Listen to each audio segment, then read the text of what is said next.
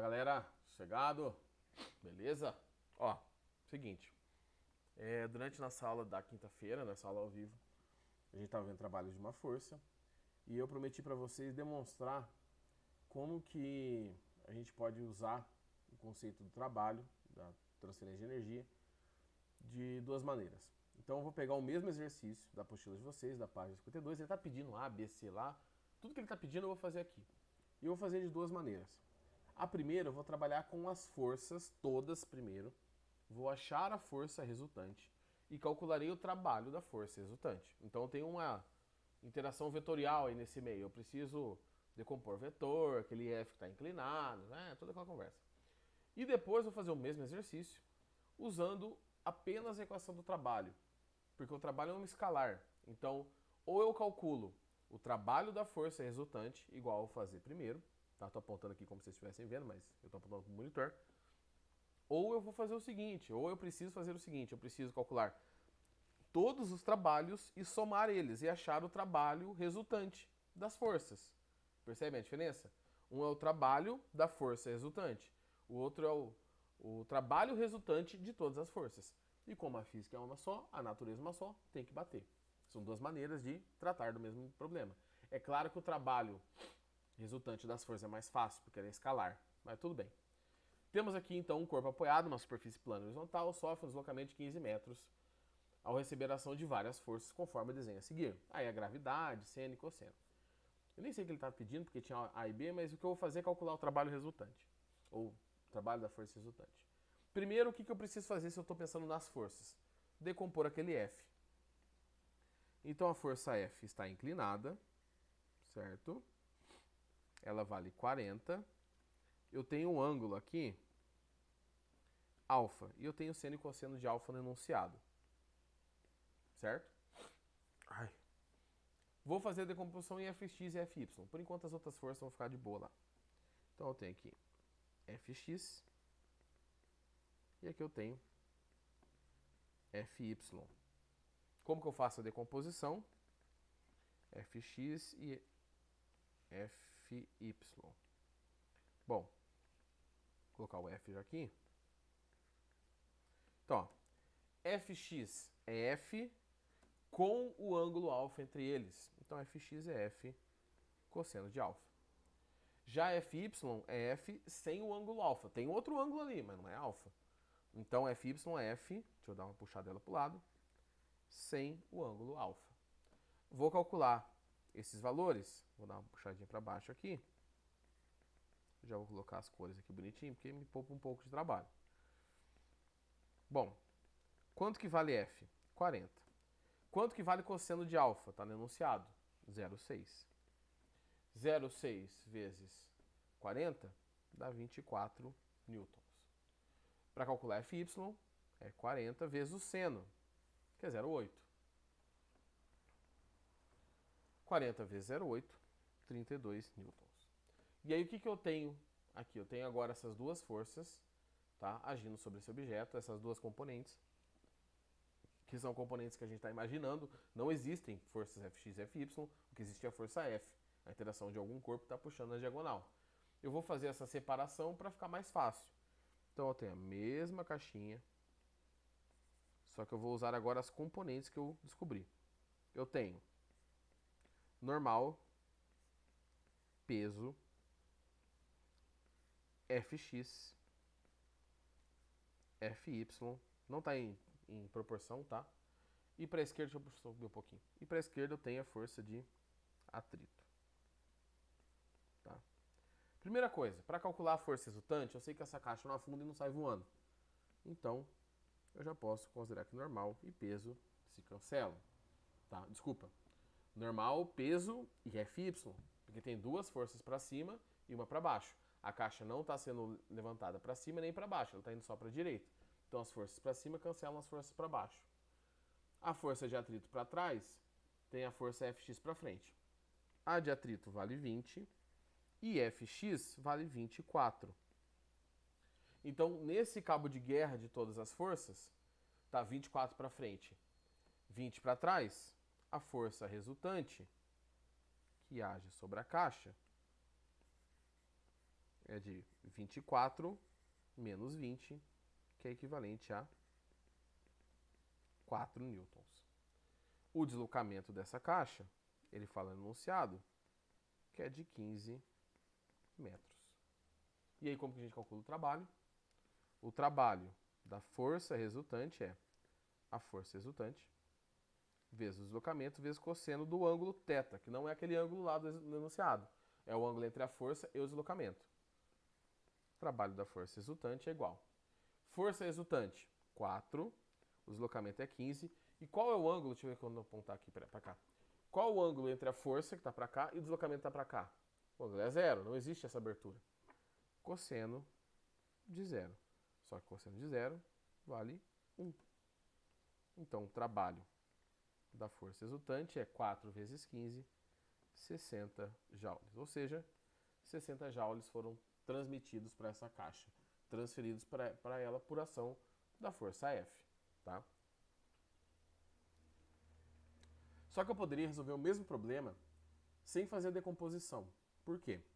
Tá? Como vocês estão em gravação, vocês podem voltar para ver o que eu fiz aqui. Vamos pegar o mesmo exercício. Bom, a gente sabe que trabalho é força de maneira genérica. Deslocamento vezes cosseno de θ. A força normal e a força peso aqui, elas formam um ângulo de 90. Então eu vou colocar junto das forças os ângulos que elas formam com o deslocamento.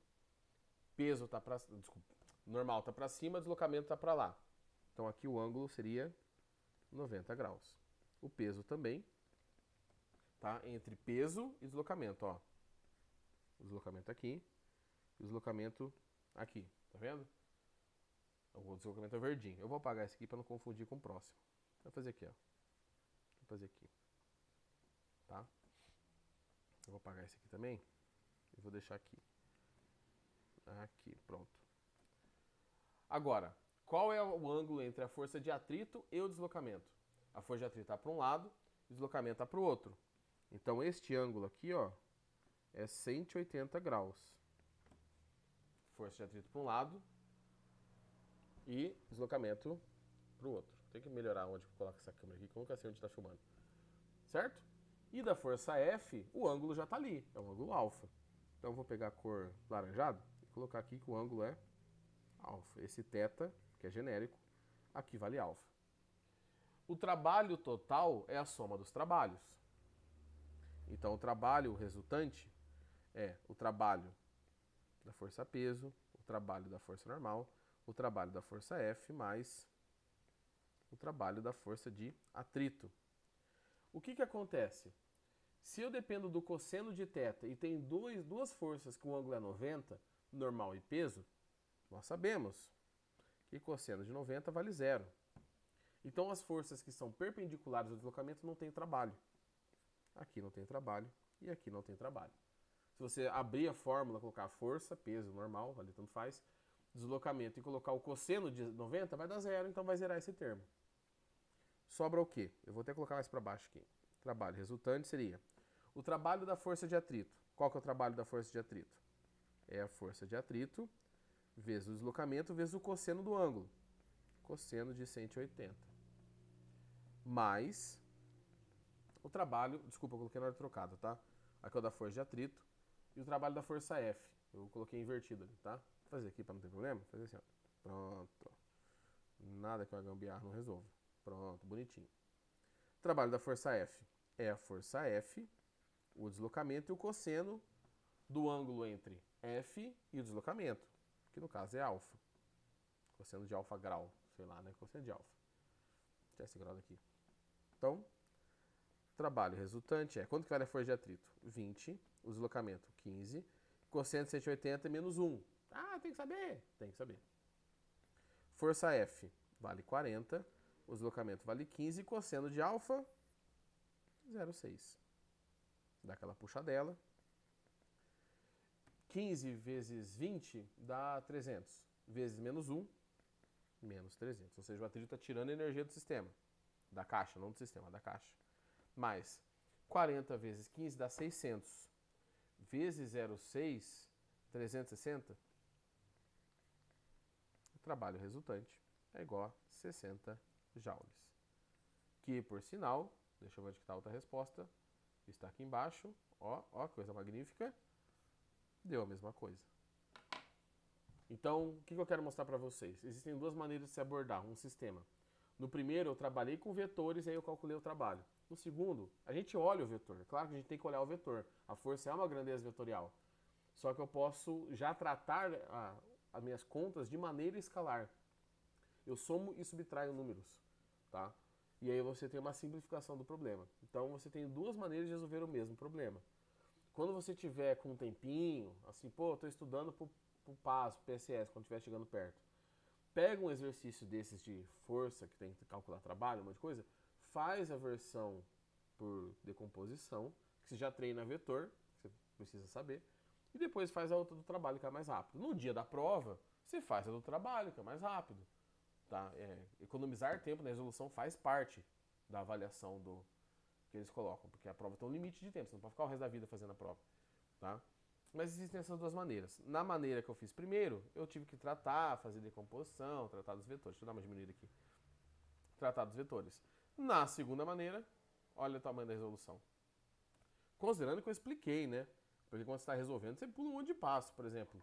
Se você está resolvendo, já entendeu o conteúdo, já acostumou com a ideia, você parte daqui, ó. Você faz 3 linhas de resolução, ou até menos. Aqui, essa parte é obrigatória, porque você tem que decompor a força.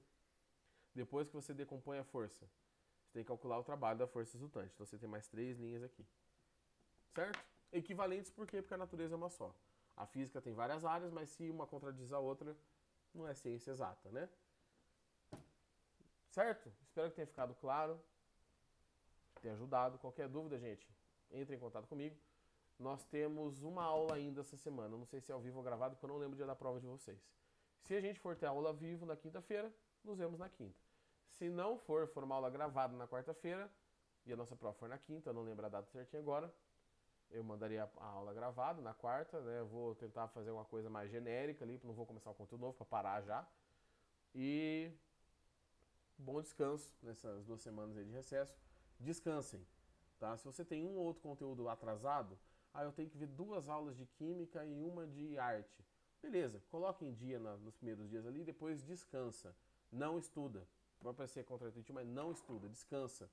Arruma a cabeça pro segundo semestre. Tô tranquilão? Velho, faz o que você quiser. Dorme, solta rojão. Tô com muita matéria acumulada. Pelo menos umas semanas tem que descansar.